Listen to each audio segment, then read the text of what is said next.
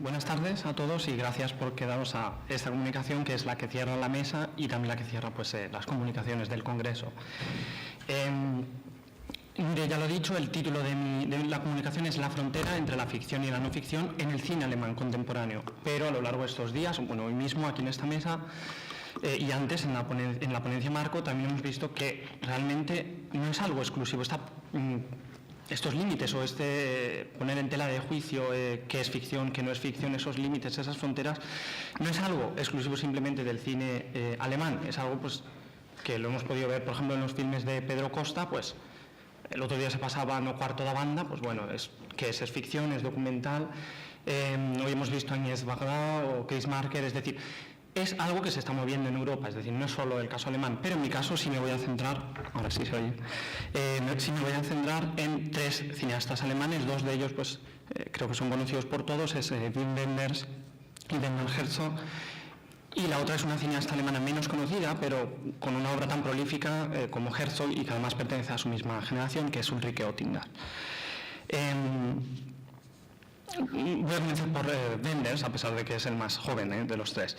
La verdad es que Wenders ya en una obra tan temprana como es Tres LPs americanos, que es de 1969, ya habla precisamente de la dificultad, esa dificultad de encuadrar un filme en la categoría de ficción o no ficción, sobre todo cuando este filme engloba en sí mismo distintos géneros cinematográficos, como en este caso el musical, el documental y el ensayo fílmico.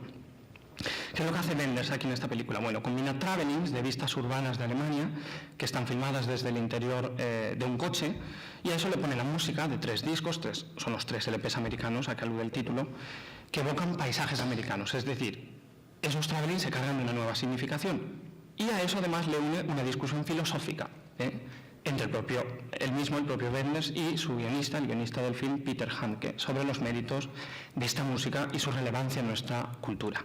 Bueno, esta podría ser la semilla de lo que después Wenders desarrollará en la década de los 80 y de los 90 y que yo creo que tiene su ejemplo paradigmático en la película El relámpago sobre el agua, del año 1980, que es un filme surgido de la colaboración entre Wenders y el cineasta americano Nicholas Ray.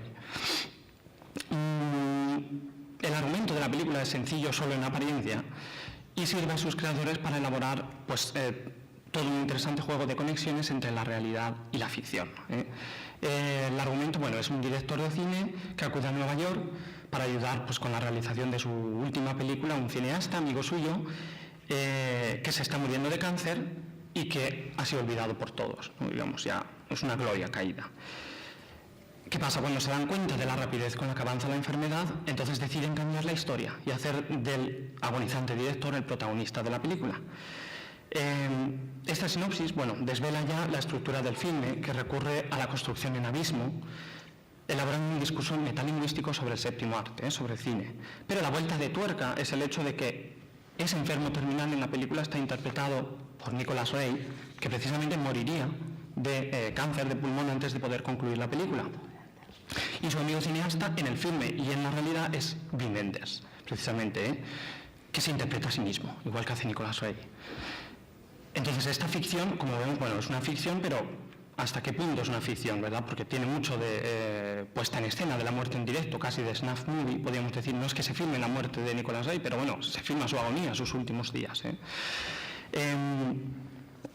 Y yo creo que para definir qué es ficción, no es ficción, en una rueda de prensa que dio Nicholas Ray, precisamente hubo varios periodistas que le preguntaron acerca de esta película, ¿no?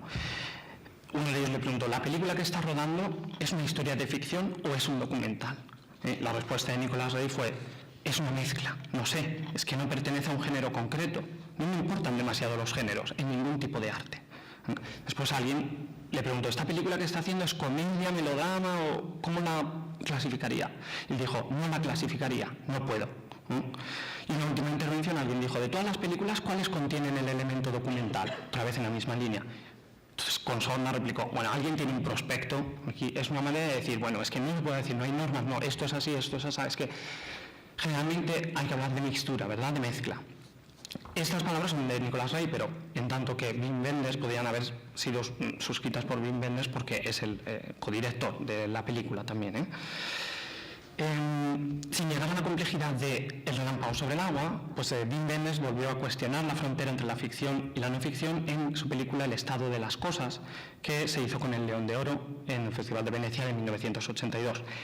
De nuevo, estamos ante un ejercicio metalingüístico. Es la historia de un director que está en Portugal, está rodando una película con su equipo y de repente pues, se queda sin dinero. Entonces, bueno, el equipo está esperando a ver que lleguen esos fondos que nunca llegan. Y al final, bueno, en la segunda parte de la película, el cineasta viaja a Estados Unidos para encontrarse con su productor.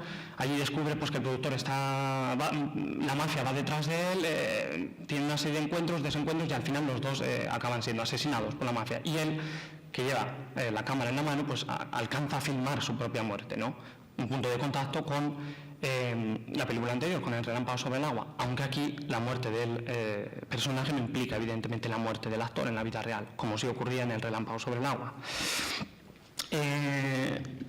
Bueno, el estado de las cosas es un compendio, podemos decir, de citas, guiños, tics, que buscan al espectador cinéfilo para ser reconocidas.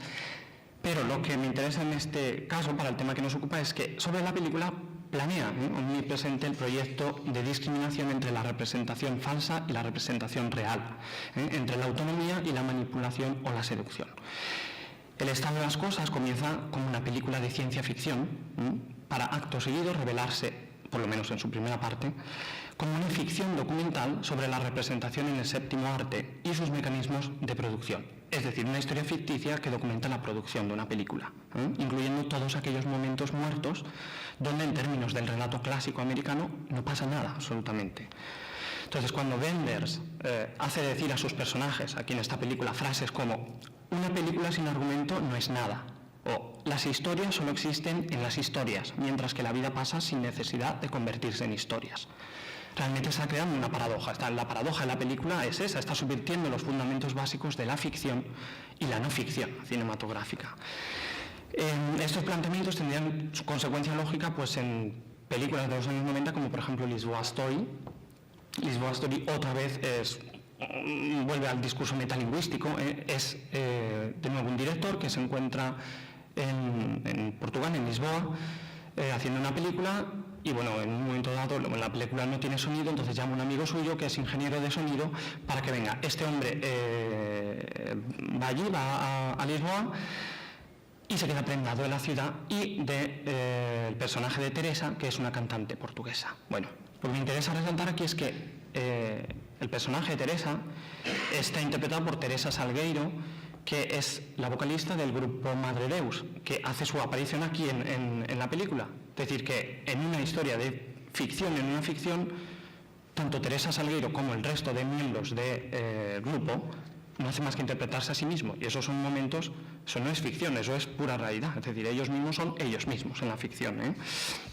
La última película de Wim Wenders a la que quiero hacer referencia es una película muy reciente, de hace tan solo 3 años, se llama The Soul of a Man, y es un documental sobre las figuras más representativas del blues norteamericano. Digo, un documental, a priori es un documental, claro, podríamos pensar que lo es. Lo curioso es que junto a grabaciones actuales y al material de archivo típico de este tipo de productos audiovisuales, encontramos en la película fragmentos que están rodados como si de películas mudas y en blanco y negro se tratase. Es decir, son reconstrucciones a la antigua que con el fin de documentar un tiempo pasado mezclan la realidad y la ficción. Y lo que aún es más fuerte, bueno, la película está narrada por una voz en off, que es la voz, corresponde al personaje de Blind Willie Johnson, es uno de los grandes del blues norteamericano, y bueno, este hombre murió en 1945, es decir, 53 años antes de que Wenders hiciera el filme. Evidentemente, pues no puede prestar su voz para la película, es decir, esto rompe con lo que es lo que tradicionalmente venimos entendiendo por documental aséptico, un documental pues normal, ¿no? Está todo contado como si el personaje lo estuviese viendo pues desde su morada en las estrellas. Bien, dejamos a Wim Wenders y vamos con el siguiente cineasta, Werner Herzog, todavía más radical aún en sus planteamientos que Wenders. Herzog revienta los registros del género documental, tal y como se venía entendiendo hasta el momento, y muestra en sus filmes de no ficción la misma fascinación pues, por lo extraño, lo exótico y lo siniestro que muestra en sus filmes narrativos. Fata Morgana, del año 71, es una de sus primeras obras maestras y ya atestigua esto de un modo excepcional. Está dividida en 3 partes: la creación, el paraíso y la Edad de Oro, o tiempos modernos. La película está rodada en el desierto del Sáhara y en los alrededores, pero supera la factura del mero documental para convertirse en una visión del mundo desde un punto de vista no humano. Las imágenes son el contrapunto de los textos enunciados por las diferentes voice-over que se siguen y continuamente parecen desmentir las palabras de estos. Así, por ejemplo, cuando en la primera parte del film, la creación, la voz over narra diferentes pasajes del Popol Vuh, que es el libro sagrado de los mayas, y lo que vemos, paradójicamente, no son imágenes que aludan a la creación, sino todo lo contrario, imágenes de muerte y destrucción.